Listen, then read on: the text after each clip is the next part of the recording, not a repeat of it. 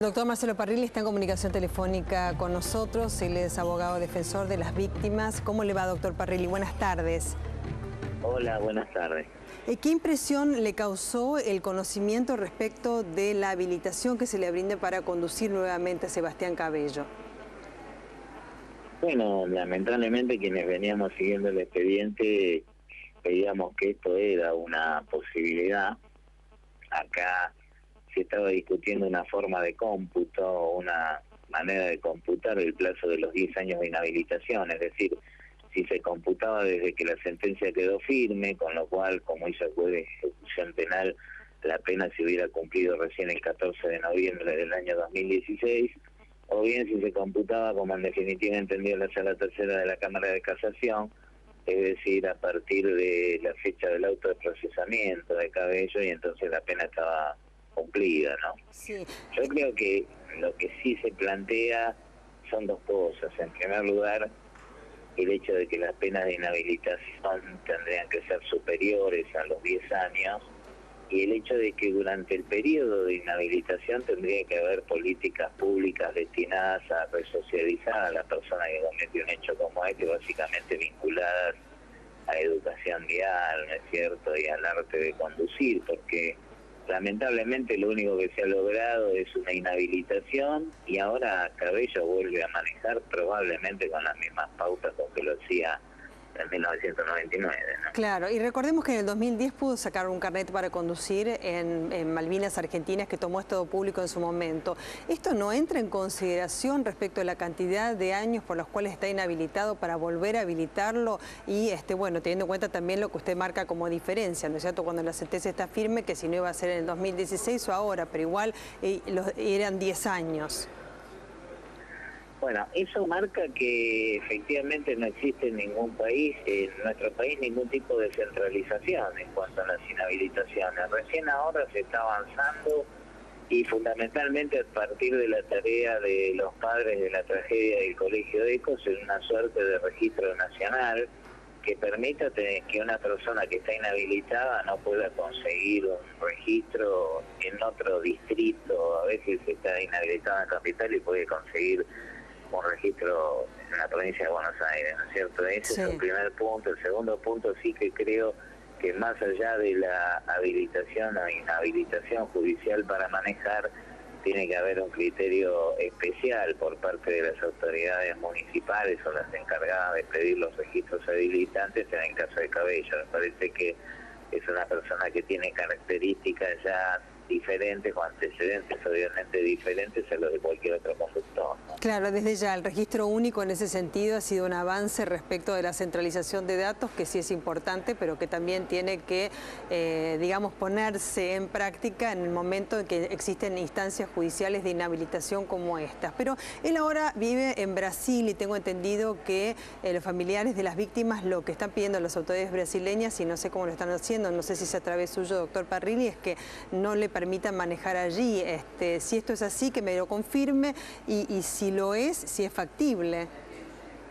Bueno, en primer lugar, no, esto es una aspiración. Yo creo que igual Claro. las autoridades brasileñas encargadas de otorgar los registros de conducir van a tener en cuenta esto, de manera que pensamos instrumentarlo lo más rápidamente posible, de la misma manera que lo tienen que tener en cuenta las autoridades argentinas, porque en realidad Cabello hoy va y viene de Brasil, digamos, de manera que, y todo indicaría quizás que va a tener una tendencia a residir más en la Argentina que en Brasil a partir de esto, de manera que, bueno, es una presentación que se hará ante las autoridades brasileñas, siempre para que desde el punto de vista, digamos, administrativo, efectúen algún tipo de control más exhaustivo que si fuese un conductor común y corriente que va ahora a obtener su registro, ¿no? Sí. Doctor Parrilli, ¿considera una afrenta a usted en lo personal como abogado defensor y también los familiares de las víctimas que justo cuando se cumplen 14 años de la muerte de las mismas se le brinde la posibilidad de conducir nuevamente? Bueno, evidentemente para los familiares sí, creo que objetivamente es así. Me parece que muestra, digamos, la desconexión que existe entre algunos integrantes de nuestro Poder Judicial y el ámbito social que los rodea, ¿no? Parece que se cae en un análisis muy abstracto de las cuestiones que se plantean y se desconocen cosas que incluso surgen del propio expediente, ¿no? Porque en el propio expediente surgía que el hecho fue el 30 de agosto de 1999. Lo que me parece que podría haberse sacado la resolución 15 días antes o 15 días después y no hubiera habido ninguna diferencia. Doctor Parrilli. Doctor Parrilli, lo escucha, Mauro Zeta le está hablando. ¿Cómo le va, doctor? Zeta lo saluda. Hola, ¿qué tengo? Bien, le hago una pregunta que tiene que ver con lo técnico.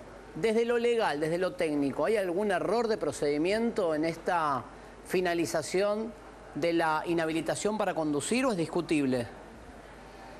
Creo que es discutible, porque el juez de instrucción entiende que el plazo de inhabilitación no se computa como la prisión preventiva. Sí. Es decir, cuando una persona está en prisión preventiva y es condenada a una sentencia firme, obviamente se le descuenta del tiempo de condena el tiempo que cumplió como prisión preventiva. Él dice que no, que la pena de inhabilitación tiene otra naturaleza y otra fundamentación, entonces la cuenta desde el día en que quedó firme la sentencia. Sí. En cambio, la Cámara de Casación, la Sala 3 en este caso, dice lo contrario, es decir, no, esto es exactamente igual en cuanto al cómputo que si fuese una prisión preventiva y si no, la inhabilitación, más allá de que incluso Cabello voluntariamente en un primer momento se autoinhabilitó, digamos, entregando el registro. El registro sería muy prolongada en el tiempo y excedería ampliamente los 10 años. ¿Pero puede existir algún tipo de apelación judicial para cambiar esta historia o ya no? Técnicamente hablando, sí, se puede apelar a la Corte, pero de todas maneras hay 10 días para apelar a la Corte, pero de todas maneras yo creo que la Corte no va a modificar este criterio. No va a tratarlo. Sí, porque lo charlábamos recién con Belén. Me acuerdo que en este caso, no sé si se probó, usted me dirá en el expediente, que incluso cuando estaba recién detenido, no sé si ya condenado o sí con la condena, no lo tengo muy en claro, hubo denuncias en la causa de que este hombre o joven manejaba su auto adentro del country. Sí, pero no se pudo probar. No se pudo probar. Antes incluso de la condena. Sí. Y es más, se le revocó transitoriamente una excarcelación. Sí. Pero eso no se pudo probar. Esa fue una iniciativa parte de la Fiscalía, ¿no? En todo caso yo consideraba que aun cuando hubiese vuelto a manejar no era un motivo para revocarle la excarcelación, sino en todo caso para iniciar una causa por el delito de desobediencia. Claro. Pero el hecho ese no se pudo probar. No se pudo probar, porque a mí lo que me llama la atención, esto ya entra en un terreno psicológico, me parece, Belén, sí, doctor, que tiene que ver con que un hombre condenado, primero a 12 años, después a 3, por matar con su auto en una picada a 2 personas, termina pidiendo manejar. Esto es lo que yo no concibo desde lo psicológico. Es decir, si ya te arruinaste la vida de terceros, la necesidad de seguir pidiendo manejar. Esto, digo, en el caso de él... Bueno, pues acordate que hubo un cambio de la carátula, o sea, sí, pasó de homicidio simple con dolo eventual, que tenía 12 años de prisión, a culposo, a 3 años. Entonces, para él en su psiquis, no sé, este doctor Parrilli también, sí, que piense, y por ahí Mauro también... no hay nada malo en su conducta. Claro, fue un ha cambiado común. La carátula, exacto. Puede ser, doctor, que se hace la interpretación, ¿qué necesidad de pedir manejar otra vez? Bueno, claro, lo que ustedes señalan apunta a decir, no se trata acá de una persona que se gana la vida manejando, de un camionero, un colectivero, un remisero, un taxista. Pero en el caso de Cabello creo que hay 2 elementos. En primer lugar, que él siempre pensó que no cometió ningún tipo de delito, que tuvo un desprecio total por el resultado, de manera que no tiene ningún tipo de pesar, digamos, por lo que ocurrió. Y tercero, que tiene sí un fanatismo por la conducción de vehículos y por los automotores, y eso para mí es decisivo para él volver a manejar.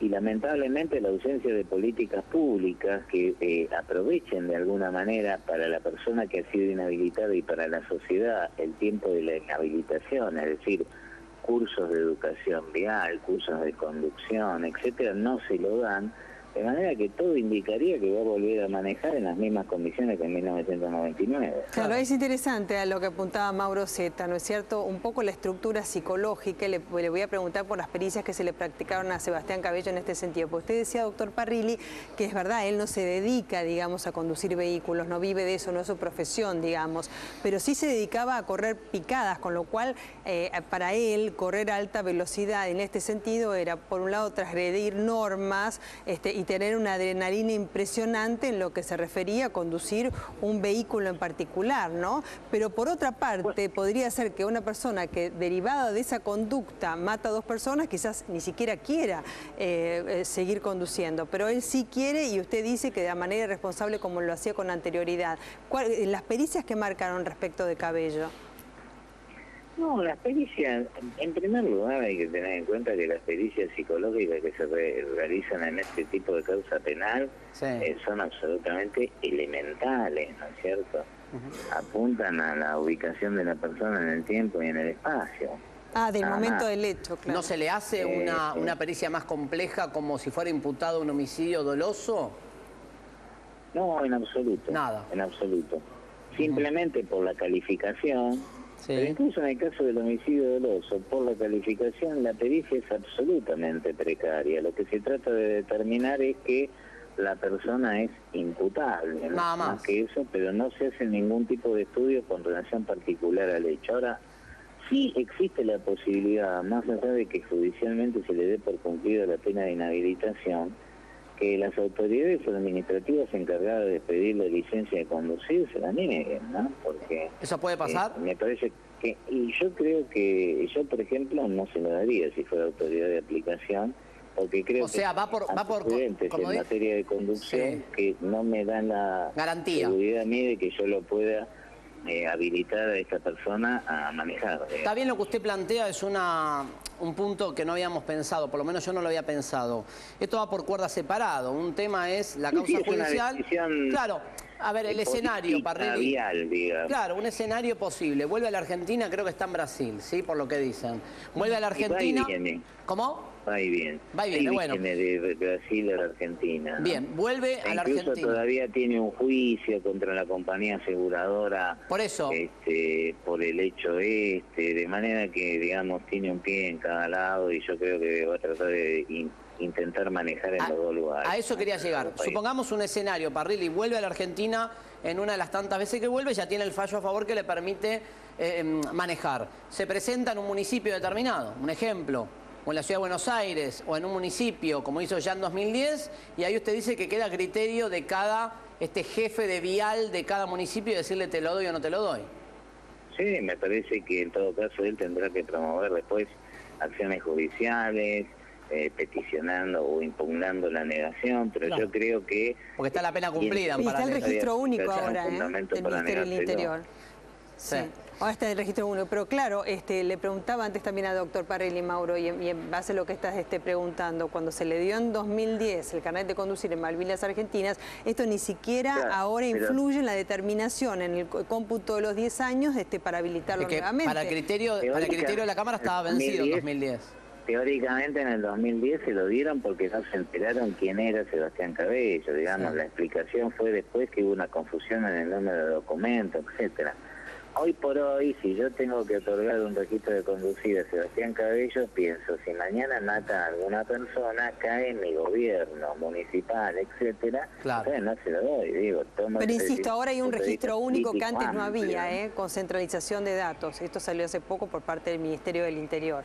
Así que... Sí, no, pero además de la centralización de datos, piensan en el resultado concreto, ¿no es cierto? Digo, ¿qué pasaría si hoy el registro, mañana mata a una persona, mi gobierno cae? Sí, ahí no le doy el registro. Ahí la defensa... Que Cabello me haga un juicio, claro, y no se lo doy. Ese es el tema, porque la defensa te va a decir es prejuicioso porque ya cumplí la pena. Bueno, hay una discusión ahí que se va a plantear seguramente. Pero yo por razones administrativas... Te digo que no. Si el registro a un señor que no estaciona bien, porque yo creo que no estaciona bien, o no pagó la suficiente coima, tengo margen, digamos, para manejar. Darle el registro. Digo, eso no tengo ninguna duda de que administrativamente se puede hacer, ¿no?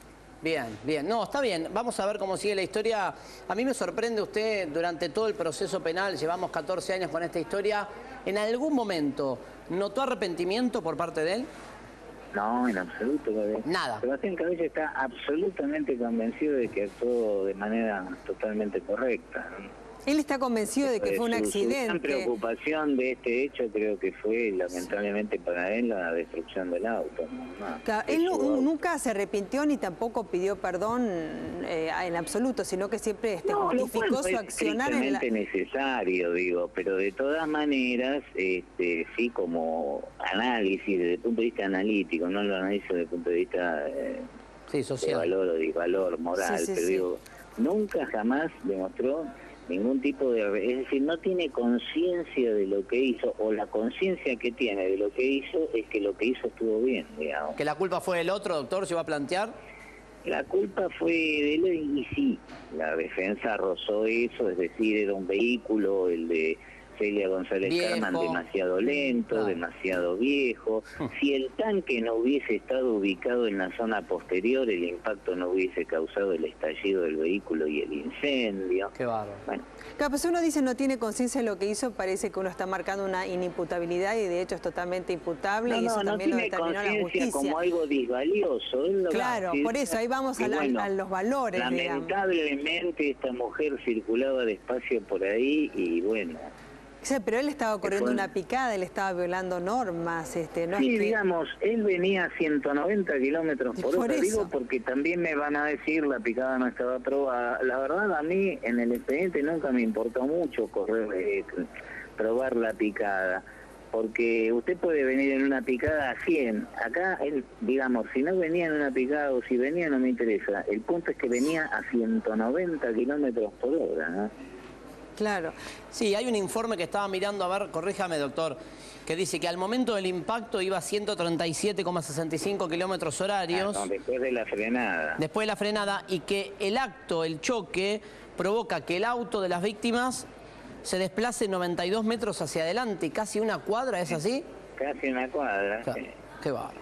Estalló y se incendió. Increíble. Claro. ¿Y cómo están ahora, cómo está Sergio? Han pasado 14 años, Sara también, González Carman, quien es la mamá de Celia y la abuela de Vanina. ¿Cuál es su estado anímico, no? Porque... Bueno, muy doloridos, evidentemente. Es muy difícil superarlo. Aparte de una situación que no termina nunca, ¿no?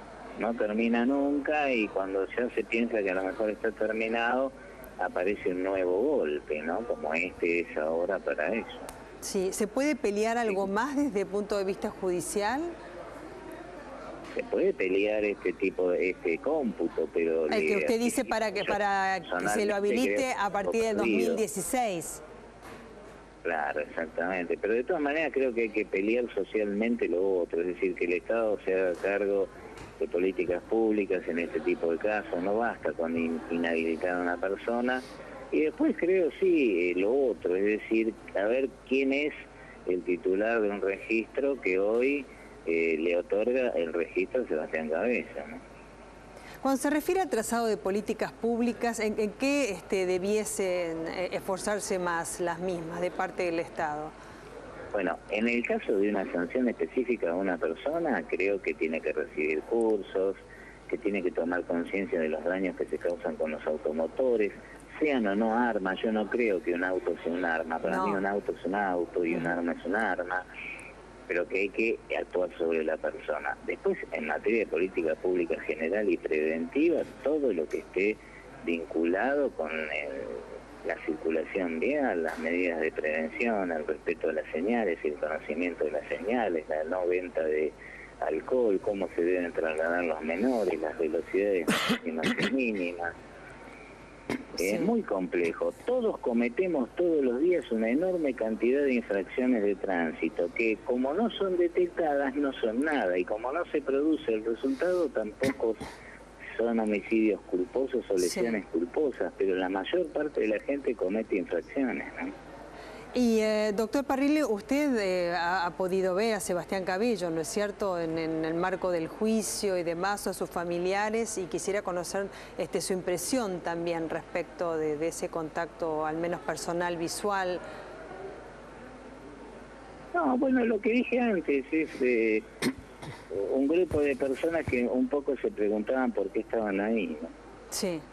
Claro, como si hubiese sido un accidente, pero la justicia de alguna manera con ese cambio de carátula me parece le dio la razón. ¿Mauro? No, simplemente, perdón, manifestar que, a ver, está claro que judicialmente este caso tuvo dos calificaciones, se pasó del homicidio con dolo eventual al homicidio culposo. La pregunta es, doctor, y con esto yo cierro mi parte por lo menos, si a su criterio hay forma en la Argentina de probar el dolo eventual, si hay una cultura judicial de intentar demostrar esa figura tan compleja, ¿no? Porque a ver si entiendo mal, pero hay que demostrar que al momento del accidente Cabello se representaba en su cabeza el daño que podía causar haciendo lo que estaba haciendo, y muchas veces te contestan en tribunales, quienes no aplican el dolo eventual te dicen, tengo que estar en la cabeza del imputado al momento del hecho, y es imposible. ¿Usted cree que se puede aplicar esta normativa o alcanza con el homicidio culposo, pero con penas a cumplir de hasta 5 años?